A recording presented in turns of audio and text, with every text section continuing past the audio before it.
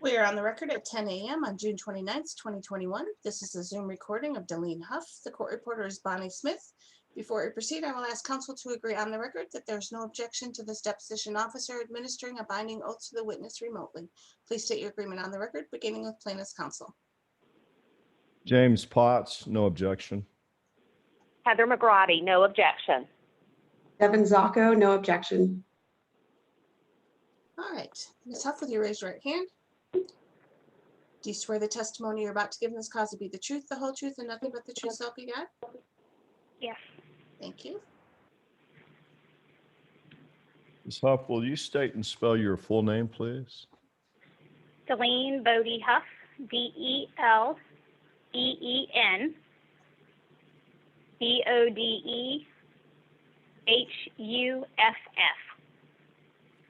Yes, sir. Did you use that mobile telephone to discuss Billy Saunier? I have no idea. Most likely.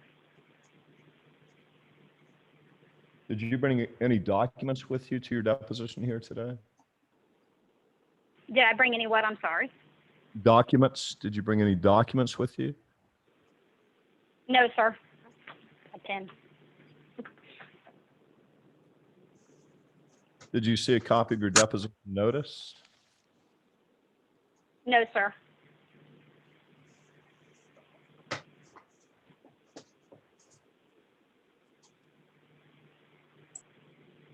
Now, where were you employed in November of 2018? WellStar. As a physician's assistant? Yes, sir. And Billy Saunier was your patient in November of 2018? I helped with his care. Yes, sir. And how long have you been employed at WellStar? At WellStar, October 1st, 2013. Or October 1st, sorry, 2013. And you were a PA then as well? Yes, sir.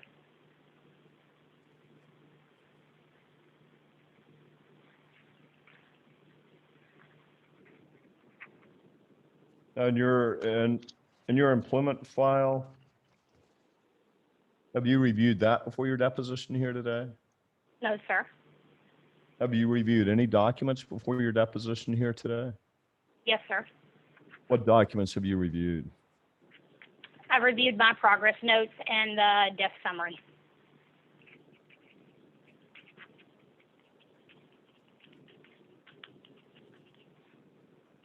Progress notes and death summary, is that right? Yes, sir. Anything else? I don't think so. Just basic documentation that was on a link to the progress notes, medications, those things. And what pages of the medical record did you review? I don't know. Do you have that I medical don't have record? the whole medical records. Well, do you have the pages that you reviewed with you? She can look it up on our thing. Hold on. She All has them. So pages 89 through, jump around. All right, 89, 90, 91, 92, 93. Then it jumps to 98, 99, 100, 101.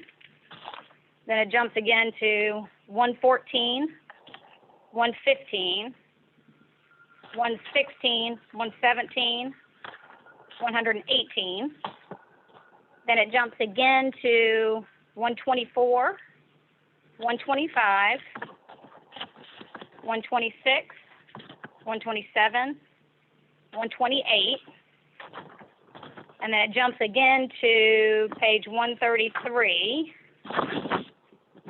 And then there's some from the beginning of the record, sorry. Pages 13, 14, and 15. All right. This is a certified copy of the medical record? Yes, it's from my attorney. All right. What does it say on the first page of that record? You mean page the first set of pages I had. Hold on. Yeah. Page 13, 14, and 15. All right, I'd like to go ahead and make that an exhibit to your deposition.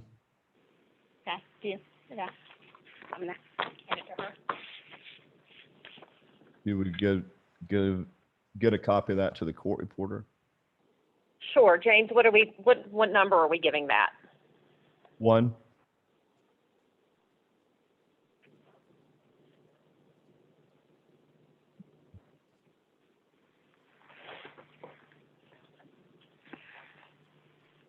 Now, when you cared for Billy Saunier, you understood that he was being administered heparin?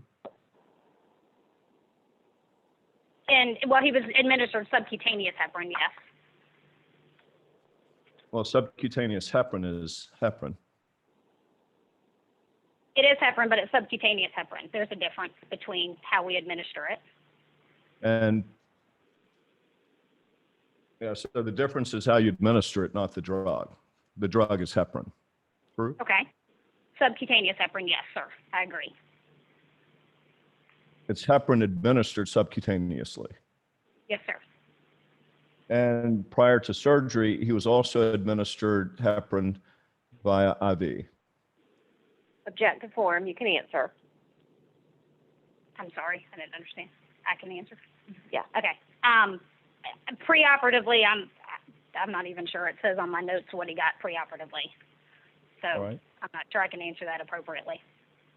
So the only 2 days you cared for him were the 24th and 25th of November. I cared for him post-operatively. Yes, ma'am. And thank you. You answered that question. My question was a little different. My question Okay. is, the only 2 days you cared for him were the 24th and 25th of November, 2018. True? I don't believe so. I think I cared for him prior to that. Hold on one second. Let me look back at my Right. notes. Because I cared for him post-op, but it was more than that. This was the 22nd, is that correct? So according to my progress notes, I saw him on 11/22. All right. That's on 89. That was post-operative day 3. All right.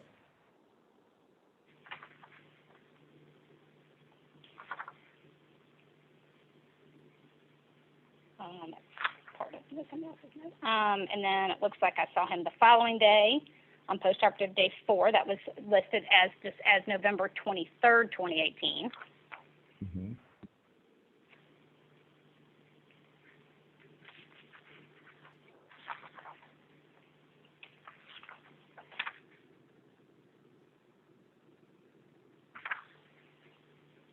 Sorry, it skips around on these pages. So now we're to page 114, and this says it's post-operative day 5, which is the 24th of November. All right.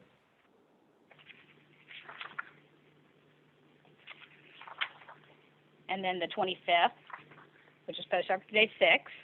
So it according to my progress notes, I saw him on the 22nd through the through the time of discharge. I saw him on the morning of the on post-operative day 6, whatever day this was, 25, is that what I said? Yes, on 11/25 was the last morning I saw him. All right. So you cared for him from the 22nd through the 25th of November, 2018. According to my notes, yes, sir. The 22nd, 23rd, 24th, and 25th. Mm-hmm. You have to answer verbally. Yes, sorry. And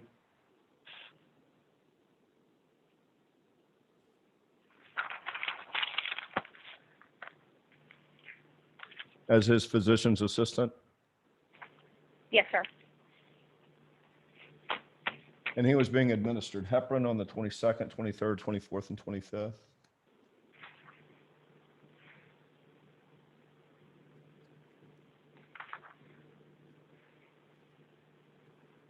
$5,000 units subcutaneous, yes, sir. Did you administer the heparin? No, sir. Were you working on a shift, certain hours those days? I was on call, so I pre-rounded on the patients for the surgeon, rounded with the surgeon, and then took phone calls if needed.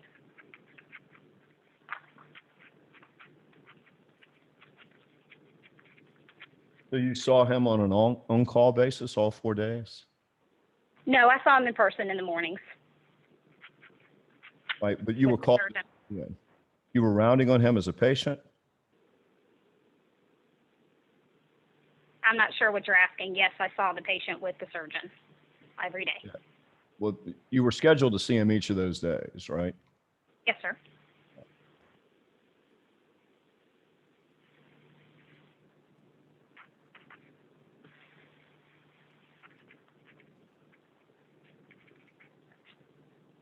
Tell me about your educational background.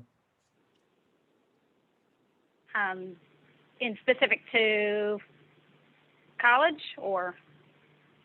I'd like your educational background. Okay. I completed high school here in East Cobb at Sprayberry High School. Then What went year? to college in 1996. All right. Then I went to Georgia College and State University for half of a year. Then was a transient student at Georgia State University for a semester or a quarter back in the day. Then I transitioned to the University of Tennessee in Knoxville. Graduated from there, spent a year at the Mayo Clinic in Rochester, Minnesota as an intern. When did you graduate diabetic. from the University of Tennessee? What year? That's a good question. They all run together. 2000 and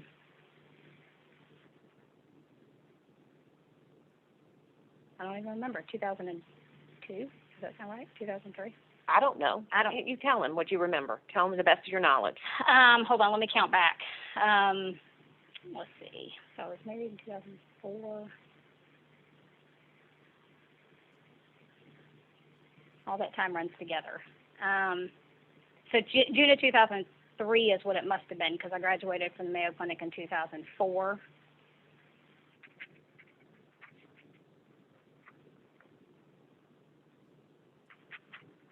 I need to look at my records to tell you. I'm sorry. It's all right. So in roughly 2003, you graduated from the University of Tennessee in Knoxville with a degree in what? It was a degree in nutrition. Nutrition. And from 96 until about 2003, you attended Georgia State University? No, sir. I spent a semester as a transient student at Georgia State. All right. What did when I you was do? transitioning to Tennessee. What did you do from 1996 until 2002? So 1996, I graduated from high school. All right. Then I went to Georgia College and State University for a half of a year. Right. And didn't like it there, so I transitioned. I was trying to get into a bigger university, so I came home. I was a transient student at Georgia State for a quarter or semester or whatever it was at the time, just to take classes and keep current. Then I went to Tennessee. I was a part-time student for the first year there, and then declared in-state residency and became a full-time student the following year. So that's why it took me several years to graduate from there. So you started at the University of Tennessee in 98? 97, I started as a part-time student. 98 as a full-time student. And then when you graduated from the University of Tennessee, you had some sort of internship at the Mayo Clinic? Yes, sir. Spent a year at the Mayo Clinic, a dietetic intern.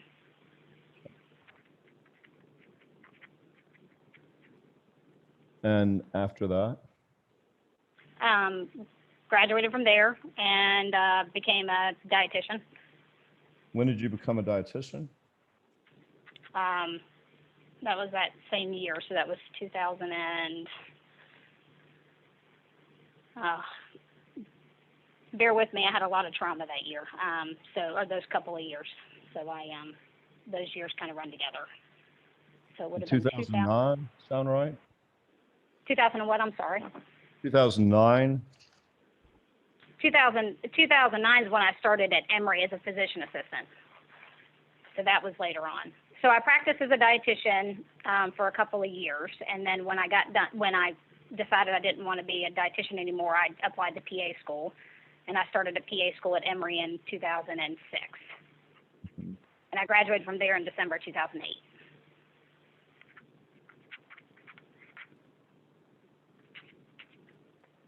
And you became a physician's assistant.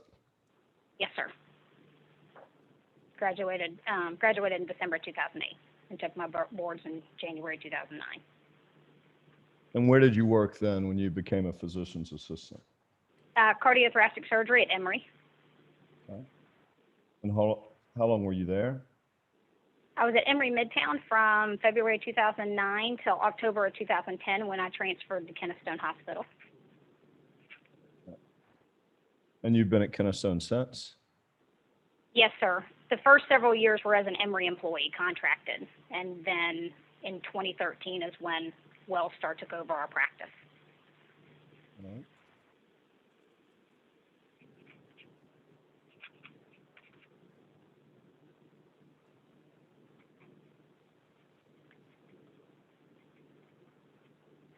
Now, when you cared for Billy Saunier, you were aware that he was being administered heparin? Subcutaneous heparin is we do, that's the standard of care for any post-operative patient who's in, risk for DVT. Yeah, my question is, you were aware that Billy Saunier was being administered heparin when you were caring for him in November of 2018, true? I was aware of him getting subcutaneous heparin DVT prophylaxis, yes, sir. And you have training in the administration of heparin? I don't give the subcutaneous heparin, sir. The nursing staff does that. You have training in the administration of heparin? I'm not sure what you're asking me. I don't give the sub-Q heparin. It is part of our post-operative order set to take care of patients, but it's not something that I give personally, no. All right. You have training in the diagnosis and treatment of heparin-induced thrombocytopenia? It's not my specialty, no, sir. So you don't have any training in that regard? No, it's not my specialty. Obviously in any kind of medical profession, you try to keep up to date. And so we know of heparin-induced thrombocytopenia. I know what it is, and we are aware of it and watch for it, but it's not something that's within my specialty. So you realize you're under oath, true? Yes, sir. And when I ask a question, for instance, you have training in the diagnosis and treatment of heparin-induced thrombocytopenia. Now, I don't mention the word whether it's, or the phrase whether it's your specialty. My question doesn't have anything to do with whether you specialize in the treatment of heparin-induced thrombocytopenia. Do you understand that? I understand that yes, I know what heparin-induced thrombocytopenia is, yes. Is it something I treat on an everyday basis? No. Just answer his question. Okay. Yeah, my question is this. Do you have training in the diagnosis and treatment of heparin-induced thrombocytopenia? First, do you understand my question? Okay. Do you understand my question? Yes? Yes, sir. Okay. Do you have training in the diagnosis and treatment of heparin-induced thrombocytopenia? Are you asking me if I know what it is? Do you I'm have No, training? ma'am. I want you to HIV. listen to the question. Could you read the question back, please, Madam Court Reporter?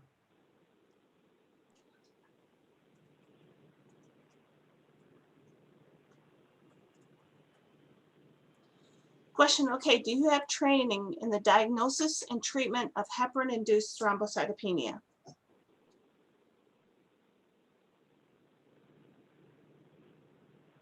Yes, I know what it is, and yes, I know the treatment for it. Okay.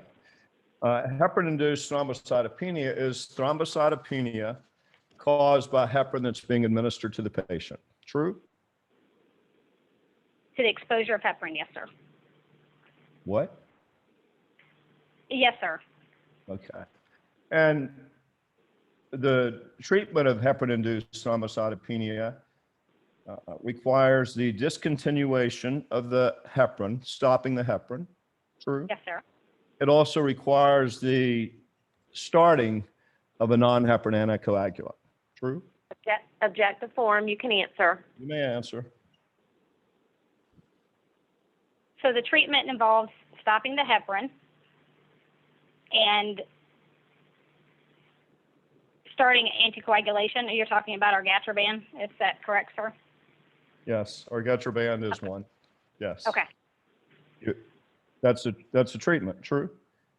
Yes, if someone has HIT, that is the treatment that we usually see in the hospital. Yes, sir. Right. And Billy Saunier was diagnosed with heparin-induced thrombocytopenia in November of 2018 while he was a patient at WellStar's Keystone Hospital. Objective form states facts not in evidence. You can answer. You may answer. He was my understanding is that the heparin-induced thrombocytopenia test that we sent off did not result until after he had expired, sir. Yes, ma'am.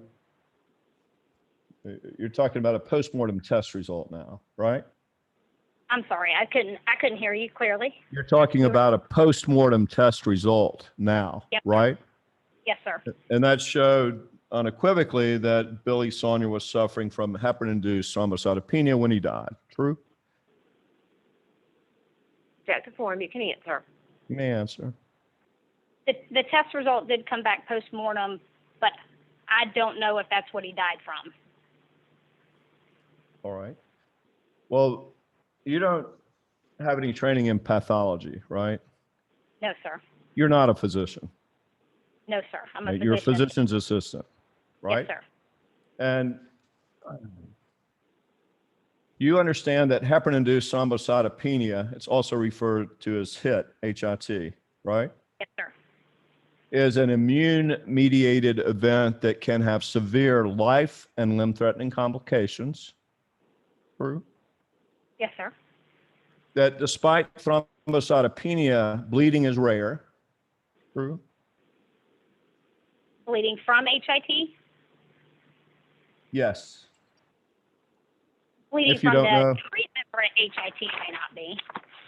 Okay, sorry, I'm interrupted. That's all right. Despite thrombocytopenia, bleeding is rare. Rather, HIT is strongly associated with thromboembolic complications. Okay. You agree? Asking you yes, True. do you agree or not, or I don't know. Yes, no, or I don't know. He's asking you a question. Well, So yes, by definition, that's the definition of HIT. when a diagnosis of HIT is suspected, immediate cessation of all forms of heparin, including unfractionated heparin, UFH, low molecular weight heparin, LMWH, and heparin flushes is imperative. True? Yes, sir. Treatment of HIT should be initiated based on clinical suspicion and must never be delayed pending laboratory confirmation of HIT. True? Objective form. You can answer. You may answer. It depends on case to case, in my personal opinion. I want an answer to this question. I'm going to ask it again. Treatment of HIT should be initiated based on clinical suspicion and must never be delayed pending laboratory confirmation of HIT. True? Objective form. Asked and answered. You can You answer may again. answer. I'm not sure. In certain situations, that's true, but you have to look at the whole case in particular. Right. And the reason that's the case is because if you wait for a post-mortem lab result to come back and confirm that a patient was suffering from heparin-induced thrombocytopenia, like Billy Saunier was, it's too late to treat him. Right? Objective form. You can You may answer. answer. So I haven't seen the autopsy, to be honest, and so I don't know what he actually died of. I don't know if he died of the sequelae of HIT or not. I don't know. Objection, move to strike is non-responsive. Read back my question, please, Madam Court Reporter.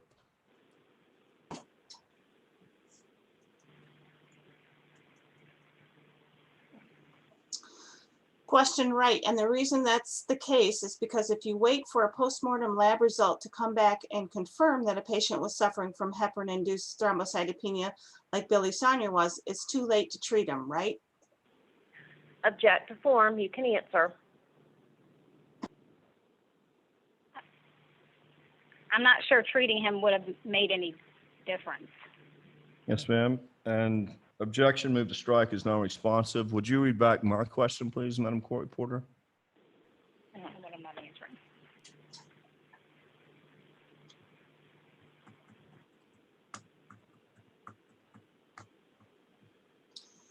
Question right, and the reason that's the case is because if you wait for a postmortem lab result to come back and confirm that a patient was suffering from heparin-induced thrombocytopenia, like Billy Saunier was, it's too late to treat him, right? Object to form. She's asked and answered it. You can answer again.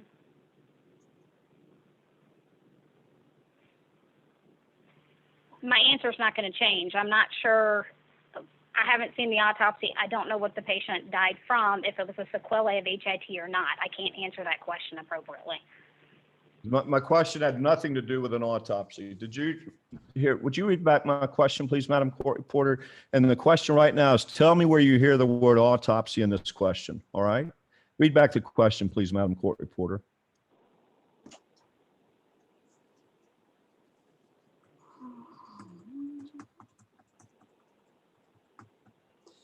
Question right, and the reason that's the case is because if you wait for a postmortem lab result to come back and confirm that a patient was suffering from heparin-induced thrombocytopenia like Billy Saunier was, it's too late to treat him, right? I have the same objection. You can answer again. But you're saying post-mortem, which insinuates, or just, which says that the patient's already passed away. So I still don't have an answer. You don't know the answer. Object to form. You can Let me answer. answer.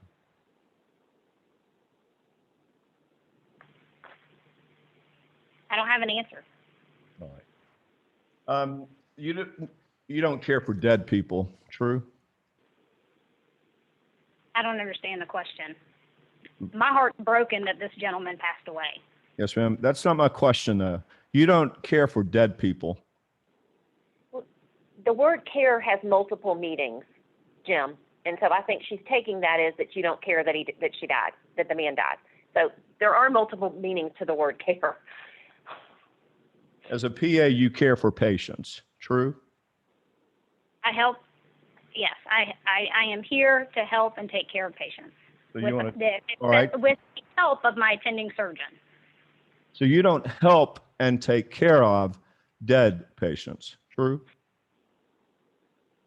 No, sir, I do not. Okay, and that's because it's too late to do anything to help that patient, true? Yes, sir. Okay. And you said you did look at Billy Saunier's post-mortem lab results, right? I looked at his death summary that I'd written, and the only other test I ever saw was his HIT results because it was linked to his chart, which came into my Epic account. Right, it's part of the certified copy of the medical record, true? No, I don't have that. That's not in here. You didn't hear what she said. She saw it on Epic days later after he died. Did you not hear the end of her comment? I can't understand you. You said Epic, EPIC? So, Epic is our medical records. And so when you plug in stuff into Epic, it links to patient's charts and it'll pop up in your inbox. So when the result populated, it was linked to our service line, so I saw it then. I don't see it on my paperwork here. You saw his HIT post-mortem results? Yes, sir. And it was a 3.5, I believe, right? I just remember it being positive. All right.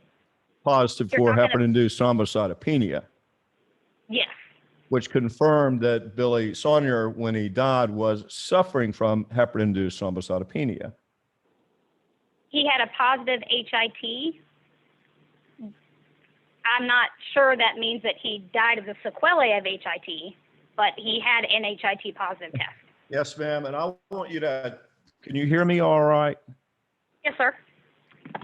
Okay. I want you to listen carefully to my questions and answer my questions. All right? Yes, sir. The post-mortem lab results confirmed that Billy Saunier was suffering from heparin-induced thrombocytopenia, or HIT, when he died. True? He had a, oh, sorry. Object to form. She's asked and answered it. You can answer it again. So he had a positive test, but just like COVID, you can have a positive test and be asymptomatic. So I don't know the answer to this. You'd have to ask the people that did the autopsy. I don't know if he died from HIT. And that Ma'am, is, my question wasn't whether he died from HIT. My question was whether the test confirmed that he was suffering from HIT when he died. You understand the difference in those questions? Jim, I'm going to object to the form of the question because you're being argumentative and now you're raising your voice at the witness. She's answered your question repeatedly as to whether or not he was suffering from HIT. I think there's a difference. She's asked it and answered it, and she can answer it again. Unfortunately, we're recording this at my insistence. My question, would you read back my question, Madam Court Reporter? And before she does, I want an answer to my question. Then you can talk about, whatever you want to talk about. If it's non-responsive, I'll move to strike. All right? Would you read back my question, please, Madam Court Reporter?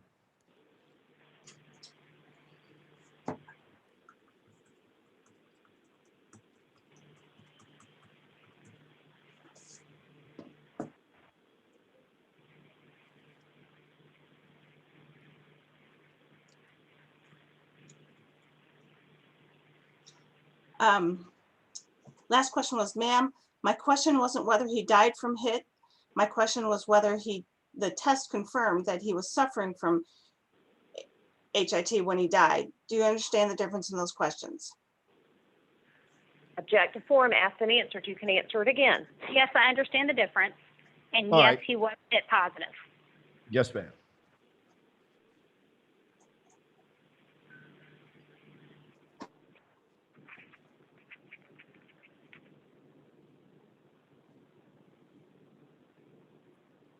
You agree that a direct thrombin inhibitor, such as lepiridin, danaperoid, or argatroban, is considered the agent of choice for treatment of HIT? Yes, sir. You agree that warfarin should not be used until the platelet count has recovered? I'm not sure. Okay. Did you have any training at WellStar regarding the administration of heparin or the diagnosis or treatment of heparin-induced thrombocytopenia?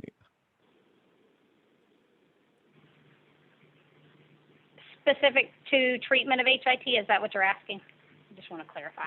Generally or specifically? It's discussed. We know that if you suspect HIT, that you stop the heparin, you send an HIT, and if you feel like the platelet count is a greater than 50% drop and the risks are worth the benefits for bleeding in a fresh post-operative patient, then you start argatroban and call hematology.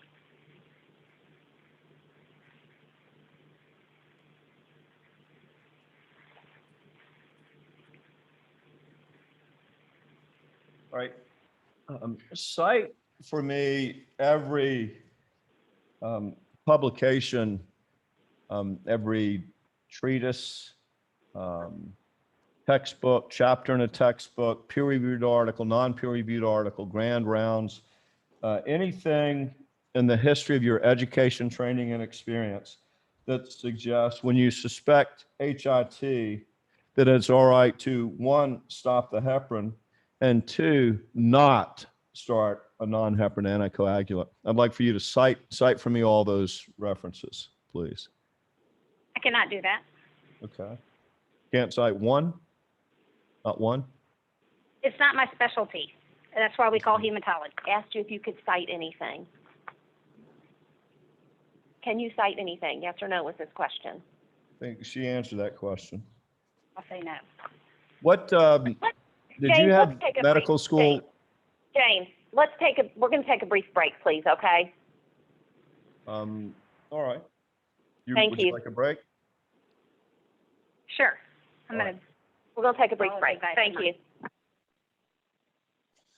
Going off the record at 10:36 a.m.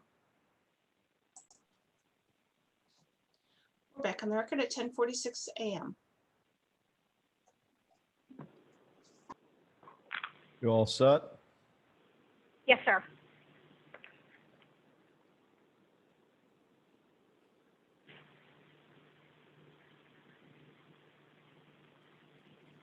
Asked you earlier about the documents that you reviewed. And Yes, you sir. told me about portions of the medical record. Did you review any policies or procedures? I did. What policies and procedures did you review? IV heparin and argatroban. Argatroban? Yes, sir. And what policy number is that? I don't know. I don't have it in front of me, sir. When I asked you about all the documents you reviewed at the beginning of your deposition under oath, why didn't you share those with me?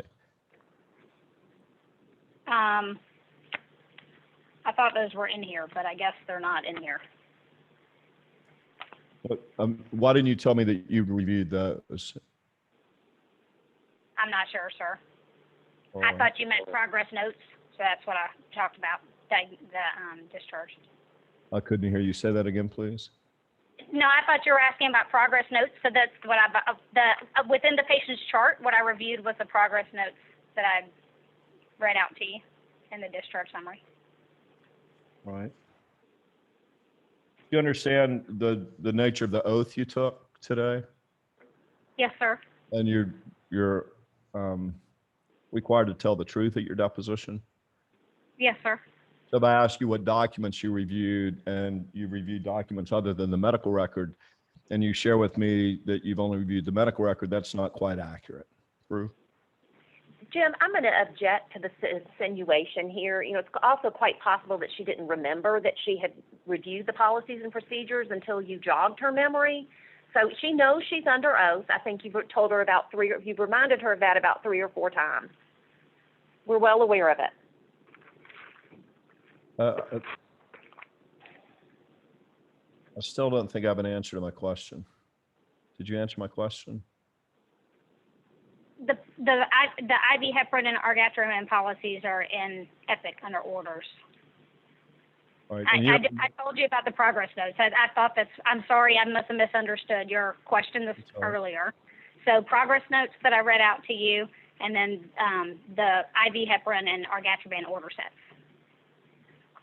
All right.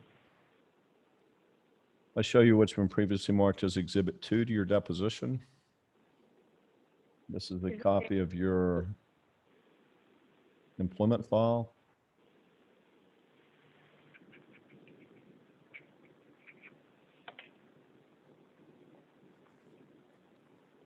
It's taking a moment for that to load. Oh, it's going to pop up. Yes, ma'am. I shared it with you in the chat, so you can open it there if you like. I'm also going to share it to the screen.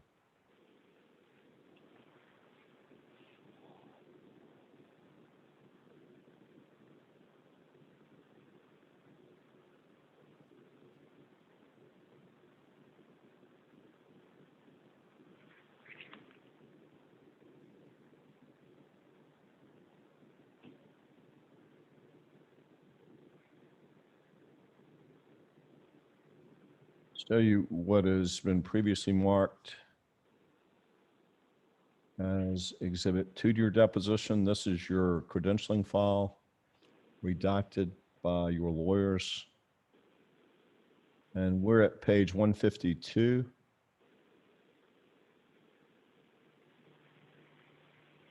So I'm going to back up to page 148.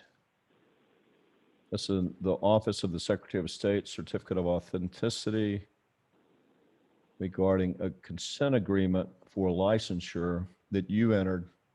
That's you, Deleen Bodie, is that right? Yes, sir. That's your maiden name, I assume? Yes, sir. And this is a consent agreement for licensure as a dietitian, is that right? Can you scroll down? Sure.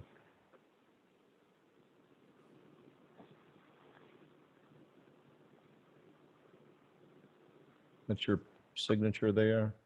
on page, April of 2014. Yeah, that's my old.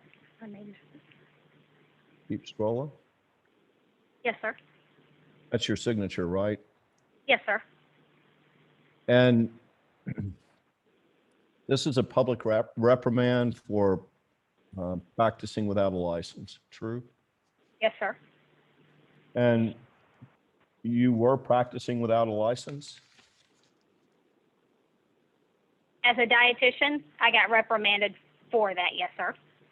Well, and you entered this consent order because that's what you did. You practiced without a license, true?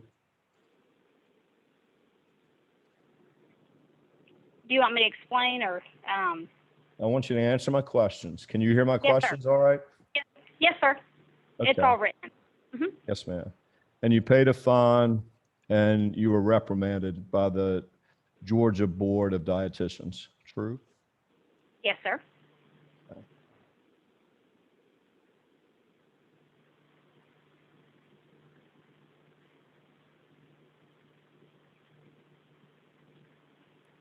Have you had any other licenses suspended or curtailed in any way? No, sir. Any other suspensions or reprimands? No, sir.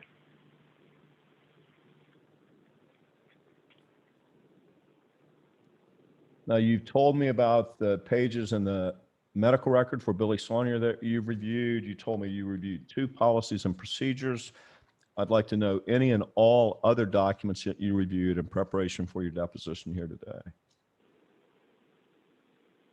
I reviewed some online information just in general about cases. I've never been deposed, so just about how this whole process works. All right. What else? That's it. Have you spoken with anyone other than your lawyer about this case? I've talked to my husband about just recommendations All right. on how to handle the You don't need to deposition. tell him what you've talked to your husband about. There's spousal privilege. He just asked you who you talked to. Anyone else?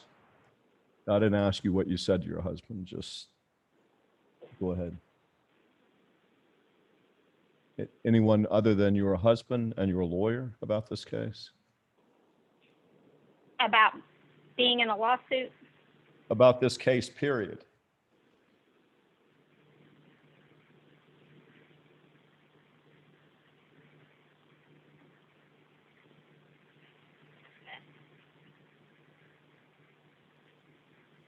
I don't know.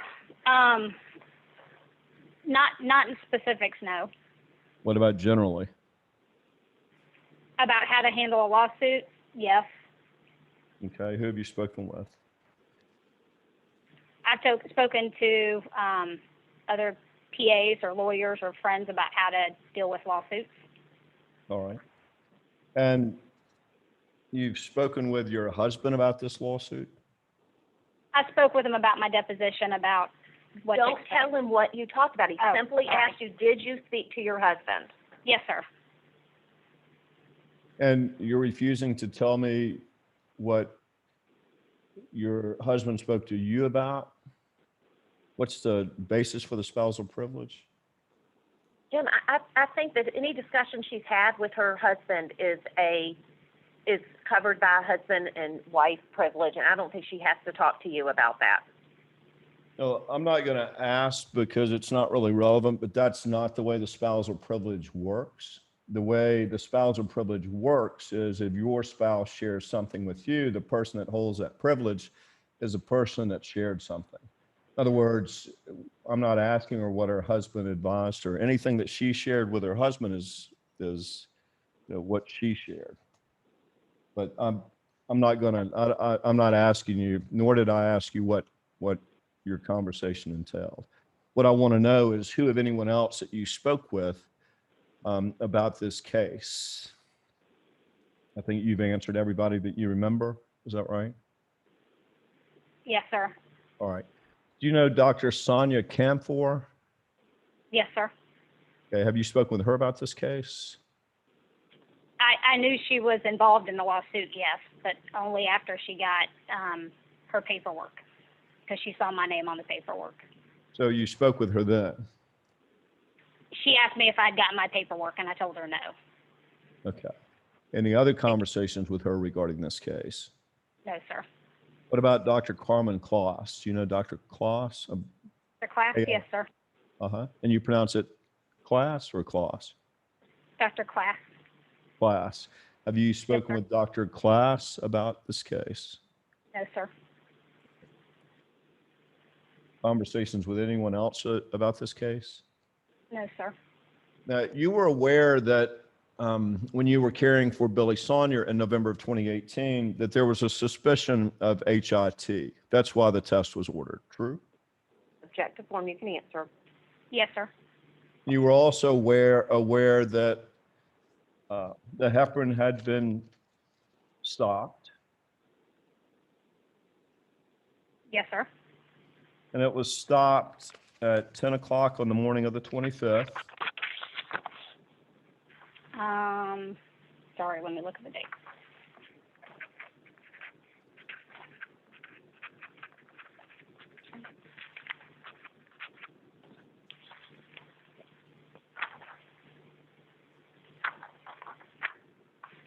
Yes, sir. And you were also aware that no non-heparin anticoagulant was started. Yes, sir. And you chose not to confront anyone about that because it's your understanding that that's all right to do that, right? No, sir. It's not all right to treat heparin-induced thrombocytopenia like that? Or it is all right to treat heparin-induced thrombocytopenia like that? Can you repeat the question, the original question? Sure. Heparin was stopped on November 25th, 2018 at 10:07 that morning. True? Yes, sir. While Billy All right. Saunier was your patient. Yes? On that Sunday morning. Yes, sir. And the reason it was stopped because he was suspected of having heparin-induced thrombocytopenia or HIT. True? There was a low suspicion, but yes.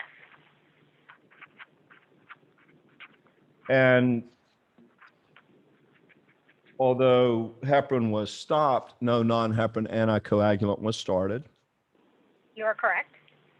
And you were aware of that. Yes, sir. And in your view, that is a proper treatment for someone in Billy Saunier's situation. At that time, yes. Based on your education, training, and experience. According to my attending surgeon, yes. According to your what? My surgeon that I was on call with, And who's your surgeon? Dr. Mayung, was my attending surgeon that weekend. Did you call him to speak with him about? I spoke with him about it in the hallway right outside the patient's room. Yes, sir. Okay. Tell me everything you recall about that conversation.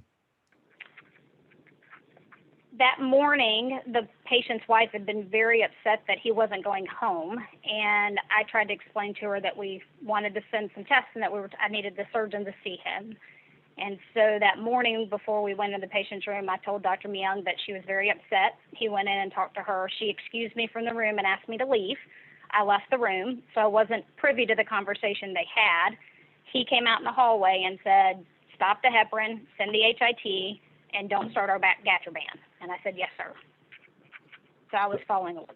He said, stop the heparin, number one. Mm-hmm. Number two was, what was the other thing? Send the HIT test, the one you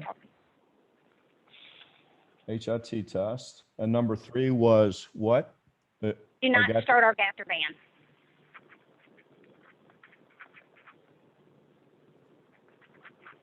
And that's what what's his name? Mayung, You- Dr. M-E- Dr. Mayung. M as in Mike, Y as in Young, U as an umbrella, N as in Nancy, G as in golf. Mayung.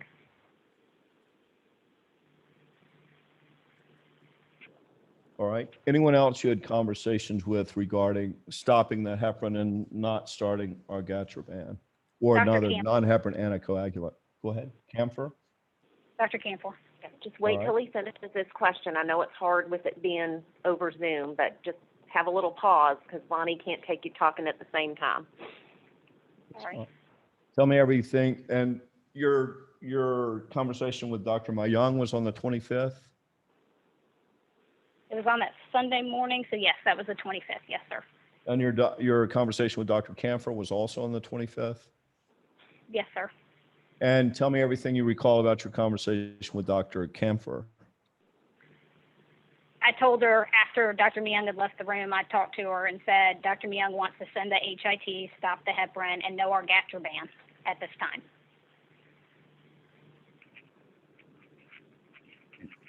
You told her that that's what Dr. Mayung said? Yes, sir. Okay, and what did she in turn tell you? She said, okay. Okay, and that's it? Yes, sir.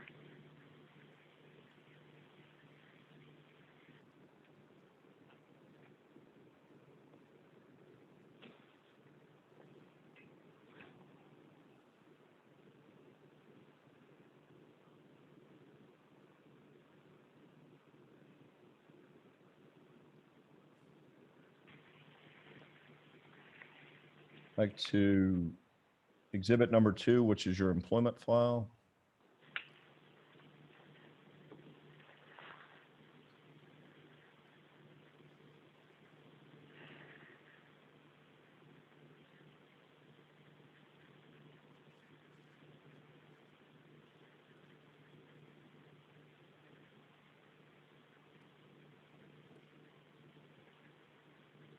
This is at page 20 of 242.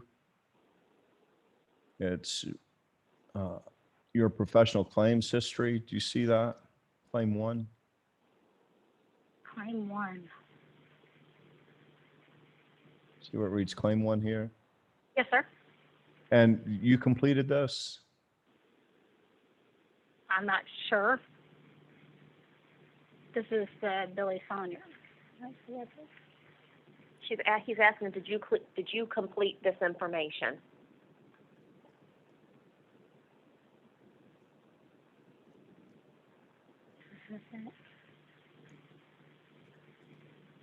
I don't remember, but is my signature on it?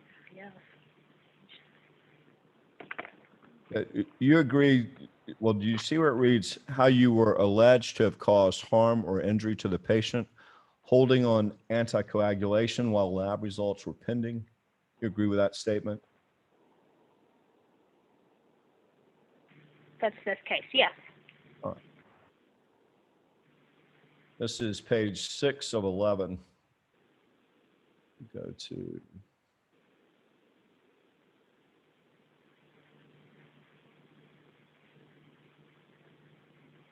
this is page 10 of 11. It says signature, and it looks like Deleen B. Huff, PA-C, printed name Deleen B. Huff, PA, 11/9/2020. That's you, right? Yes, sir.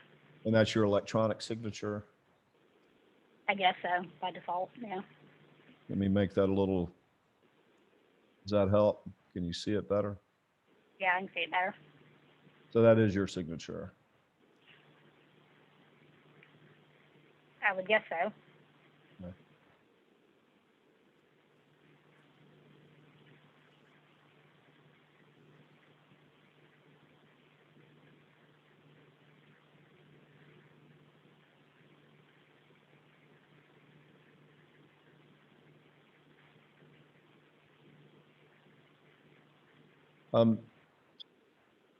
Heather, send me that argatroban policy that she reviewed. We weren't provided with that. You just send me that via text. I'm not sure what she's referring to. Can you? The argatroban policy you were referring to? What policy is that?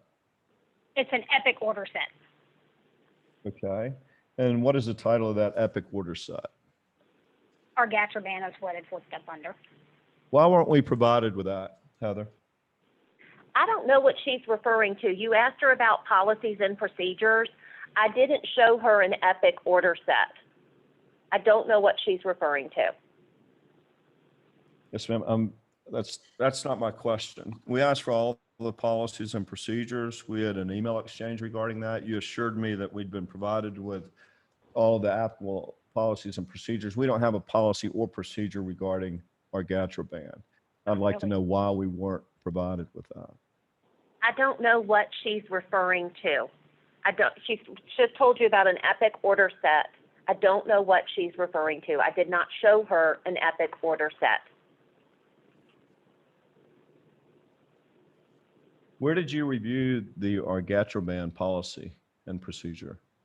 I looked at the EPIC order set. It's I don't know how to describe it. It's an EPIC order set.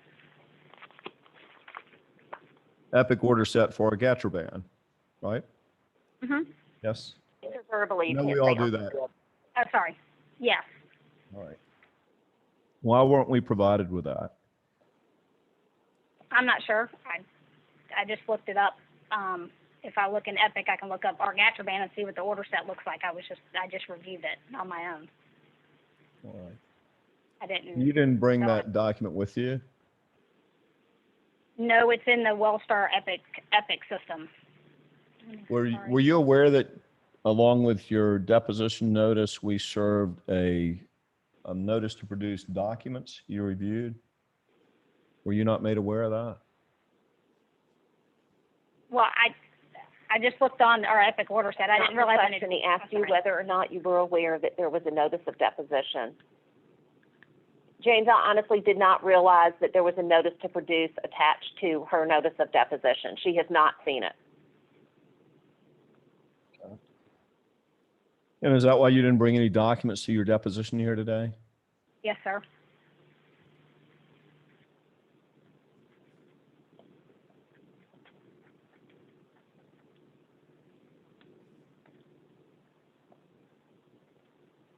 Have you ever prescribed argatroban? Very rarely. Okay. And when you prescribed argatroban, that was because someone was suspected of suffering from HIT? Or confirmed, yes. Yes. Well, when you did prescribe argatroban, you prescribed it because your patient was either suspected of suffering from heparin-induced thrombocytopenia or confirmed to be suffering from heparin-induced thrombocytopenia. True? Yes. And you didn't prescribe argatroban for Billy Saunier. True? I want to make sure that it's heard that I don't write the orders without the physician telling me to write the orders. So if I wrote the orders for argatroban in the past, it's because the surgeon told me to, and in this situation, the surgeon told me not to. I'm a physician assistant. I work under him. Right. The way it works for a physician's assistant is that you work within the confines of a physician, right? Yes, sir. You can write prescriptions, but the physician that you're assisting has to agree to that, right? Yes. And the reason you didn't write argatroban here is because your physician didn't agree to that. Agreed. Yes. And you agree that when you suspect any healthcare provider, whether it's a physician, another PA, a nurse practitioner, a nurse, any healthcare provider, if they're endangering your patient, you have an obligation to confront that healthcare provider. True? Yep. Yes, sir.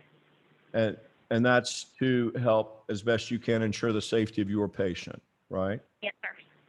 And you didn't do that here because it's your understanding that it's all right to, when you suspect heparin-induced thrombocytopenia, to stop the heparin and not administer a non-heparin anticoagulant like argatroban. True? That's your understanding?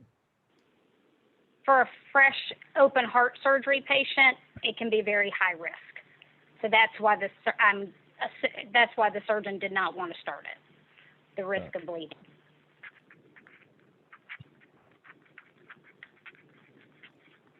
And I ask you about any publications, and you can cite any of those to me, right? Where when you suspect HIT, it's all right to stop heparin and not start a non-heparin anticoagulant. Jet to form, you've already asked her this, but she can answer you again. I cannot cite anything off the top of my head, no, sir. Okay.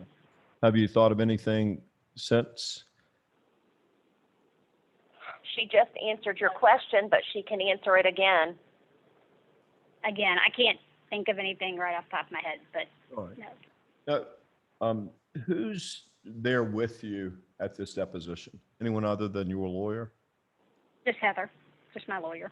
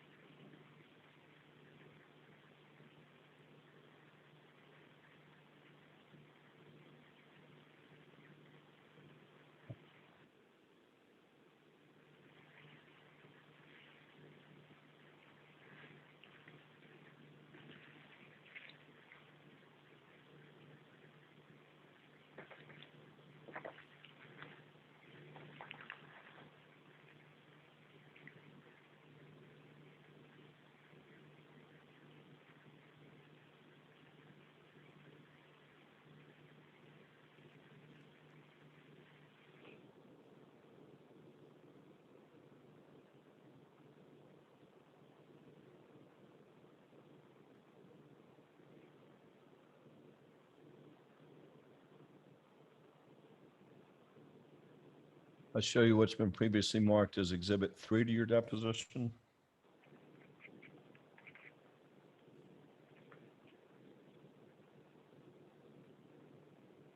It's a certified copy of the Billy Saunier's medical record.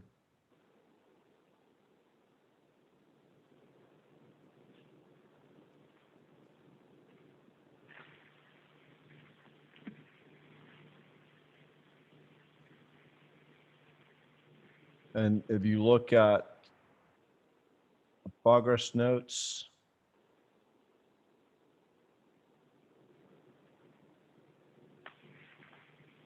this is at page 14 of 1300. You see where it reads platelet count? Is that right?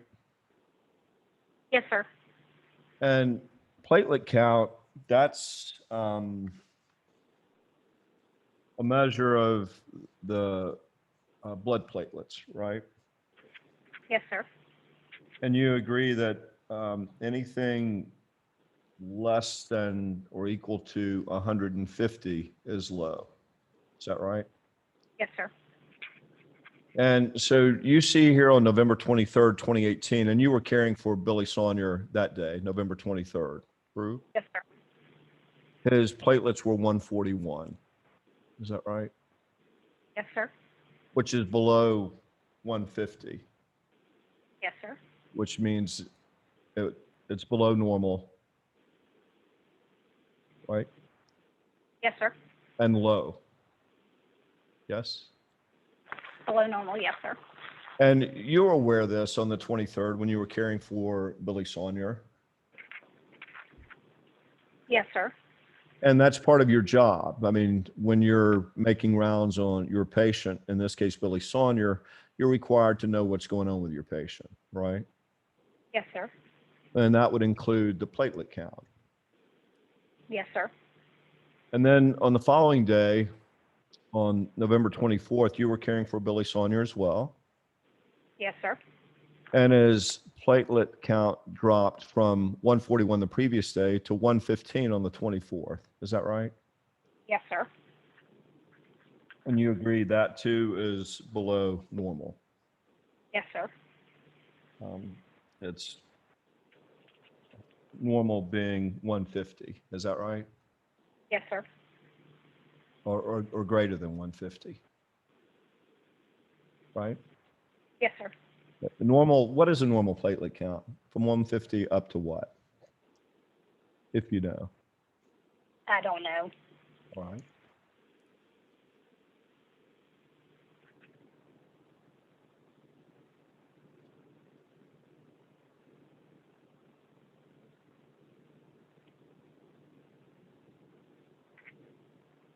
And then on the 25th, you see the platelet count of 104. Now we're looking at page 18 of 1300 for Billy Saunier's medical record. Here, showing you the platelet count. What's that? I said he's showing you the platelet count. Yes, sir. Right, and you agree that the 104 is also below normal. Yes, sir. So on the 25th, that would be the third consecutive day that Billy Saunier's platelet count was below normal, right? Yes, sir. And since its baseline was 208 and it's now down to 104, 104 is actually exactly half of 208, true? The 208, was that preoperatively or postoperatively? Preoperatively. Let me get back in my notes. So, yes, it is 50% less from the preoperative platelet. Yes, sir. Right. And you were aware too on the 23rd, the 24th, and 25th that Billy Saunier was on heparin. Is that right? Yes, sir. Subcutaneous heparin. Yes, sir. It was heparin. It was being administered subcutaneously. Yes, sir. Right. Agreed. Yes, sir.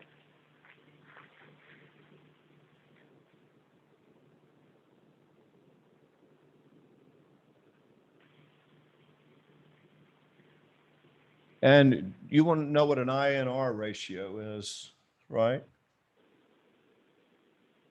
Yes, I know what an INR is. What is an INR ratio? It measures how thin your blood is. Mm-hmm. The INR, an international ratio, is the INR. And what is a normal INR? For around 1. Around 1. And you tell me. I don't know the exact numbers based upon our lab. What's that? I'm not sure of the exact numbers on the lab, but around 1. And where do you get the information that an INR of 1 is normal? Give me any textbook, treatise, peer-reviewed article, non-peer-reviewed article, anything like that. I look on the range in the lab results. If you scroll over, it'll tell you for that lab what the range is. All right. So Billy Saunier, it's your testimony that his INR ratio this is 7 days earlier, on 11/19/18 was normal. Yeah, at 5 o'clock in the morning, it looks like on the 19th it was 1.08. 5:30, you mean? Yeah, 5:30 in the morning, yes, sir, on the 19th. Then to that afternoon, 146 is also normal. So 1.46 is a little bit high, but let me look back at my notes, but I think that was the day of his operation. Is that correct? You I tell don't me. have that far back in my notes. Let me look at a calendar then. 2018, right?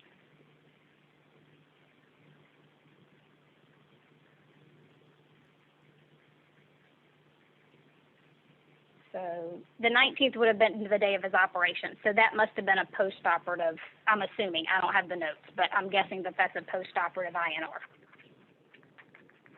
All right. And this is, you see your name here. This is page 23. He's showing you there. Okay. Let's go back one page.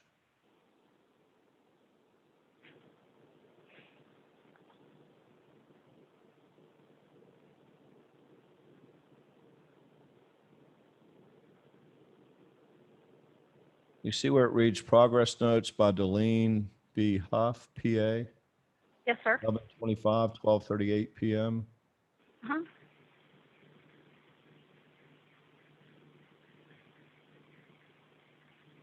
This note starts on page 24 of 1300, and at the bottom right, it says page 19, progress notes by Deleen B. Huff, PA, 11/25/2018 at 12:38 p.m. That's the beginning of this progress note, right? I think so. That looks correct, I guess. Yeah. And so this is you're the author, Deleen B. Huff. Mm-hmm. We're still, Answer verbally. Oh, sorry. Yes. Sorry. and we're on Exhibit 3, which is a 1,300-page exhibit, page 24 of 1,300. Author Deleen B. Huff, PA, that's you, right? Yes, sir. And filed 11/25/2018, 4:17 p.m. That's when you entered the note. Is that right?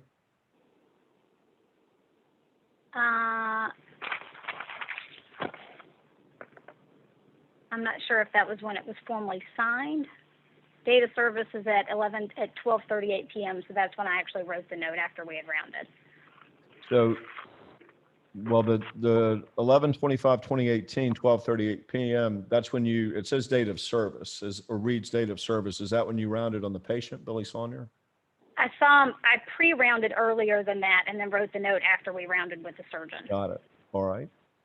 And then the co-signer was Richard Myung, M-Y-U-N-G. Yes, sir. The physician you were assisting, is that right? Yes, sir. Right. And patient name, Billy Saunier, you input that information.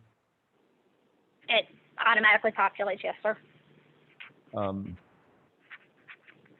PCP, what does PCP stand for? It's primary care.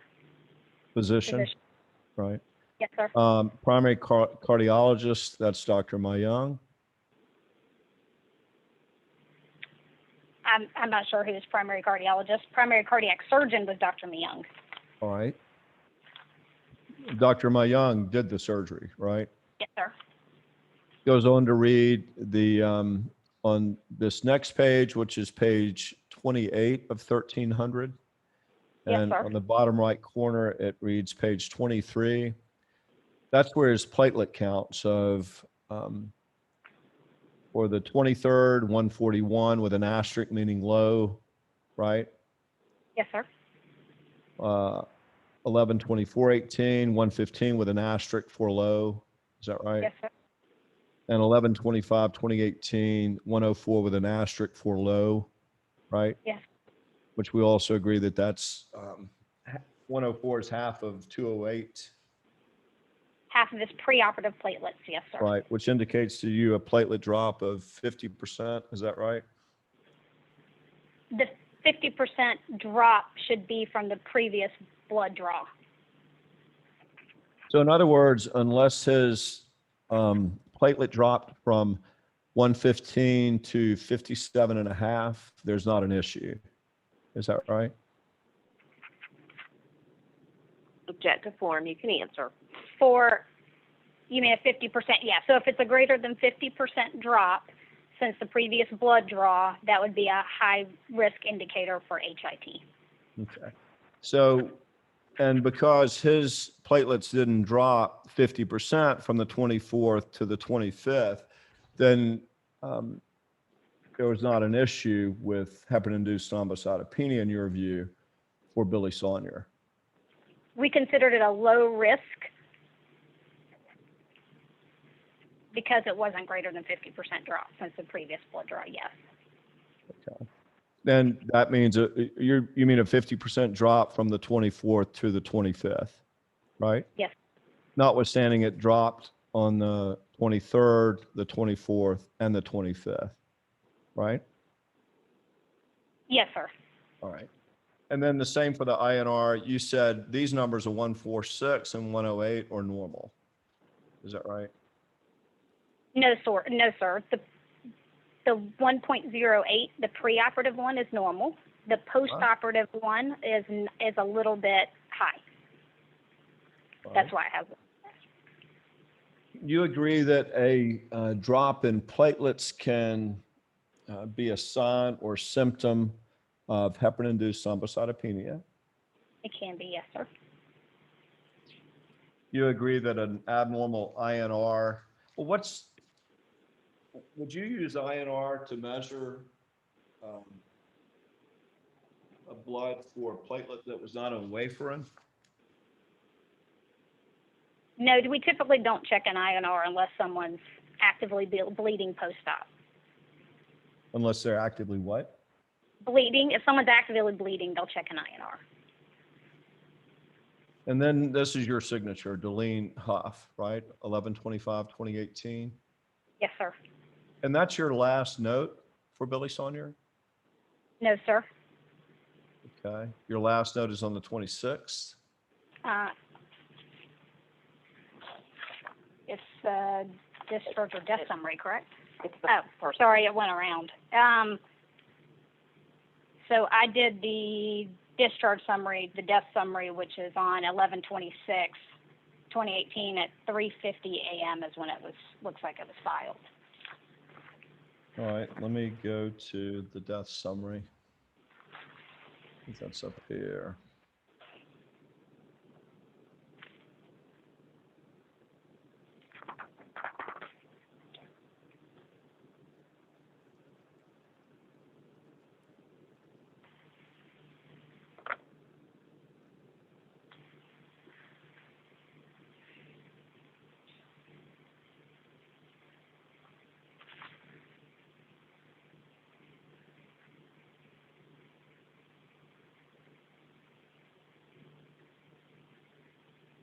What page is at the bottom of your death summary? On the printed out I have is 13, 14, and 15.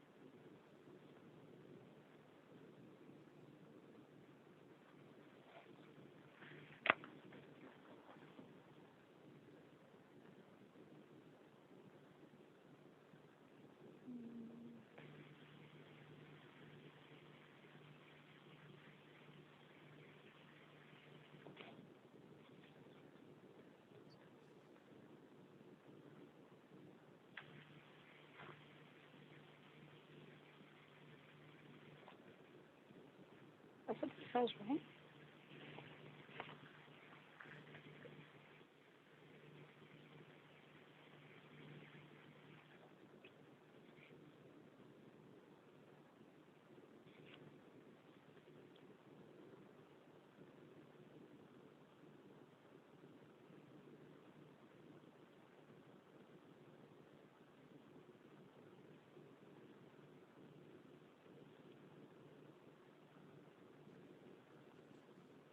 And you didn't co-sign on Dr. Camphor's death summary, right?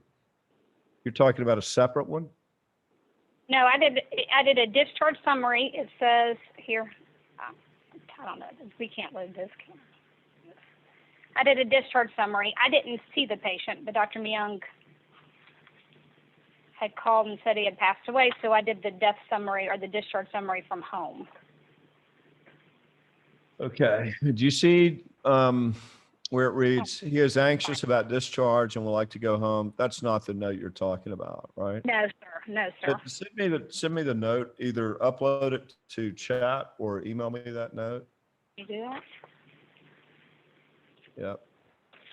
I don't know why. Jane, I have a hard copy in front of her. It is the chart generated on 9/18/20 that was produced, and it's pages 13, 14, and 15.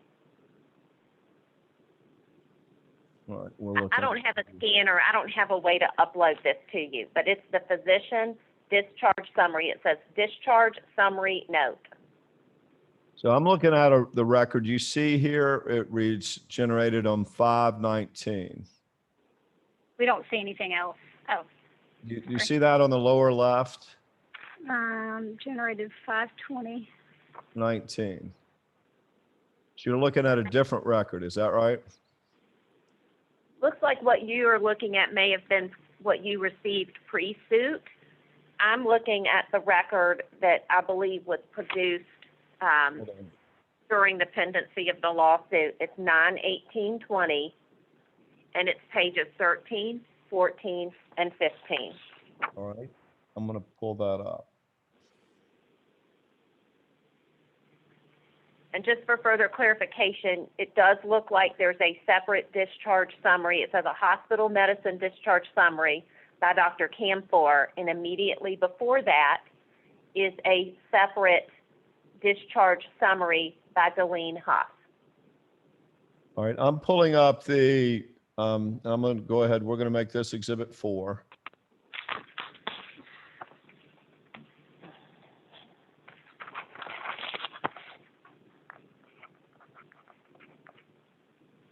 Madam Court Reporter.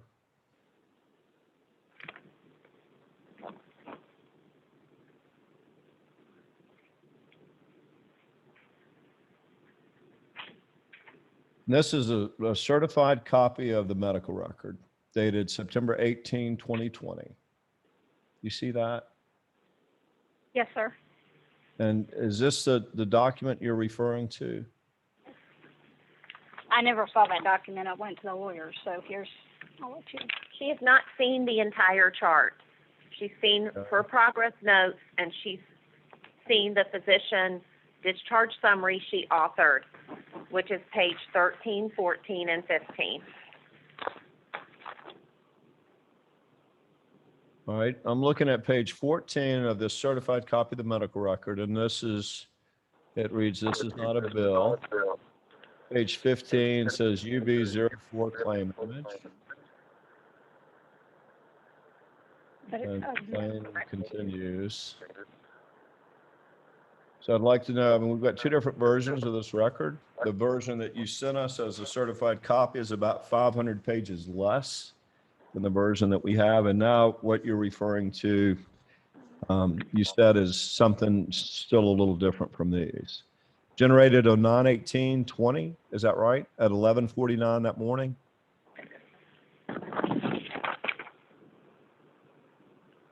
This is what she's looking at, is from that set of records, is pages 13, 14, and 15. Okay. It reads that on the bottom of the page? Correct. Okay.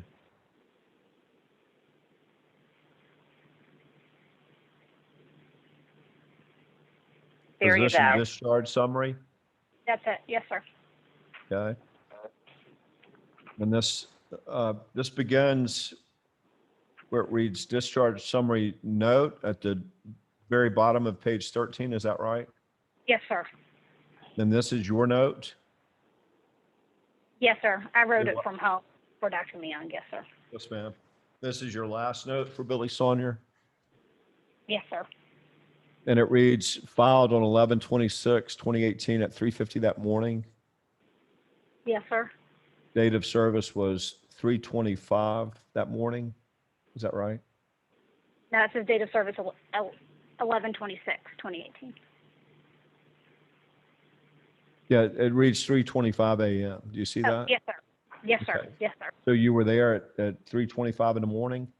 No, sir. Dr. Myung was there. He called and told me that he had passed away and asked me to do the discharge summary.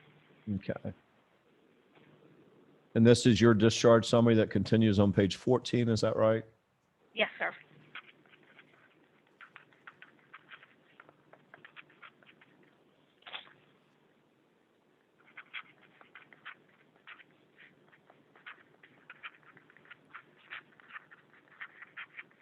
Now I'm looking at your hospital course. This is what you wrote as well?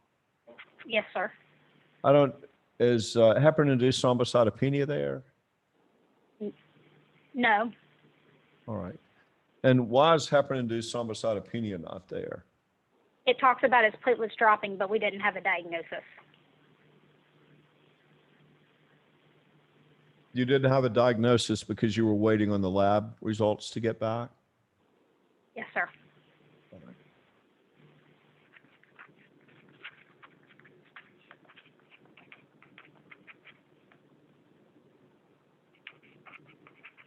And this is page 15, about a third of the way down. This is where your discharge summary ends, is that right? Yes, sir. And I'm looking at your hospital course. Show me there where you've got is platelet drop. On post-op day 5, he was noted to have a mild drop in his platelet count. Patient kept for close monitoring of labs and routine care late on post-operative day 6. So Right. it's written there and up here.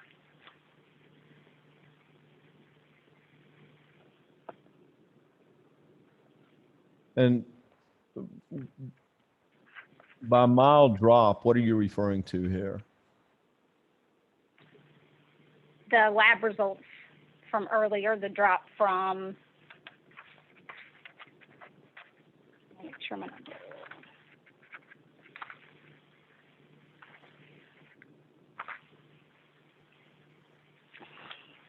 Sorry. So the mild drop from 141 to 115 to 104. Okay. And you consider that a mild drop, why? Because it's not greater than 50%. Okay. And it doesn't matter what his baseline platelet count was. Is that right? Correct. So if it had dropped another 30 points a day for the next 3 days, it still wouldn't have been a 50% drop and would have been inconsequential as well. Is that right? Object to form, you can answer. So we trend it, yes, sir. And it would not be considered a significant drop. Right.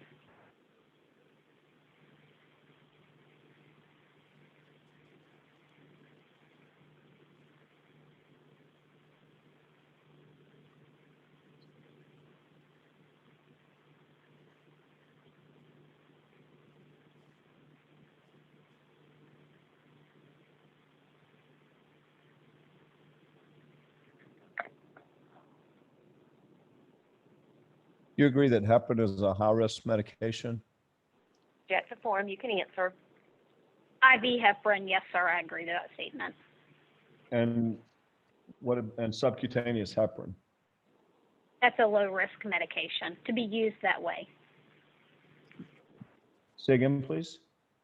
To be used subcutaneous, it's considered low risk. So subcutaneous heparin is not a high-risk medication, but IV heparin is a high-risk medication. Is that your testimony? Correct, yes. And where do you get that information other than from the WellStar policies? From our practice of care. It's From what what? we do. Just from what we do in the hospital.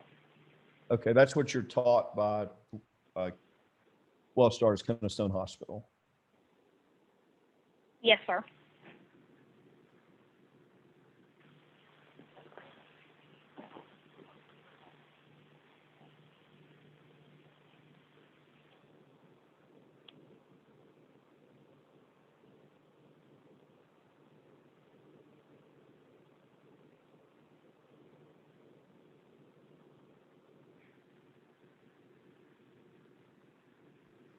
You agree that heparin-induced thrombocytopenia is a development of thrombocytopenia, low platelet count, due to administering heparin, an anticoagulant. True? Yes. And you agree that signs and symptoms of heparin-induced thrombocytopenia include a drop in platelet count? Is that right? Greater than 50% makes them high risk for heparin-induced thrombocytopenia, yes, sir, or for HIT. It's your view, it's a greater than 50% drop from one blood draw to the next. Is that right? Yes, sir.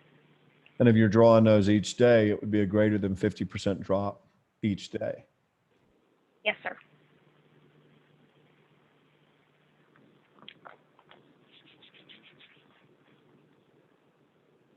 That's all the questions I have. I'm not going to have any questions. You take care. No Bye-bye. questions. We Okay. off the record at 11:41 a.m.